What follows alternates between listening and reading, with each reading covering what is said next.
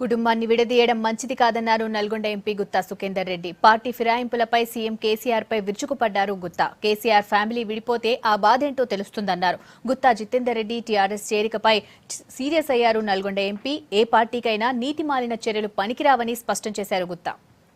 జరుగుతున్నటువంటి రాజకీయ పరిణామాల్లో ఒకవైపు పార్టీ ఫిరాయింపుల ప్రోత్సాహం, రెండో వైపు ఆర్థిక కొనుగోళ్ల ప్రోత్సాహం, ఈ రెండు రకాలుగా ఎప్పుడూ లేనటువంటి దిగజారుడు రాజకీయాలకు ఇటు టీఆర్ఎస్ ప్రభుత్వం, టీఆర్ఎస్ పార్టీ, అటు తెలుగుదేశం పార్టీ, తెలుగుదేశం ప్రభుత్వం రెండు ఒడగట్టడం అనేటువంటిది ఏ అవసరాలు లేకున్నా ప్రతిపక్ష పార్టీలను బలహీనపరచడం, ప్రతిపక్ష పార్టీలలో ప్రధాన పాత్ర పోషిస్తున్న నాయకులను నైతికంగా దెబ్బతీయాలనేటువంటి ఒక దురాలోచన, ఒక దుష్టాలోచనతో జరుగుతున్నటువంటి పరిణామాలు. రక్త సంబంధం కన్నా అధికార బంధమే మిన్న అనేటువంటి పరిస్థితులు కూడా వస్తున్నాయి.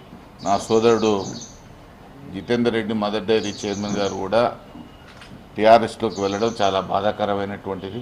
చెప్పినా చెప్పకపోయినా కొంత నాకు తలవంపుగా ఉన్నమాట కూడా వాస్తవం. కానీ ఇలాంటి అనైతికమైనటువంటి చర్యలను కూడా అధికారంలో ఉన్నటువంటి పార్టీకి నాయకత్వం ఇచ్చేటువంటి ముఖ్యమంత్రి గారు ప్రోత్సహించడం సరైనటువంటిది కాదు.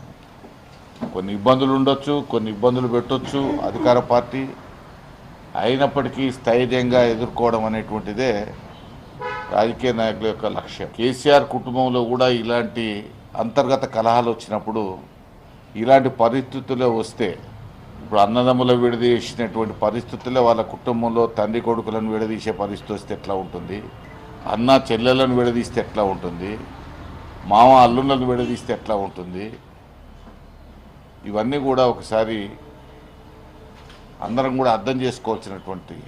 కొత్త వానాకాలం ప్రారంభమైంది, ఋతుపవనాలు కూడా వస్తున్నాయి.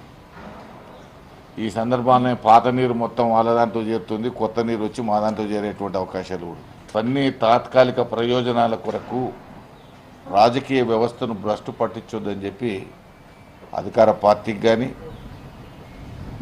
ఆ ప్రభుత్వ అధినేతకు కానీ విజ్ఞప్తి చేస్తాం.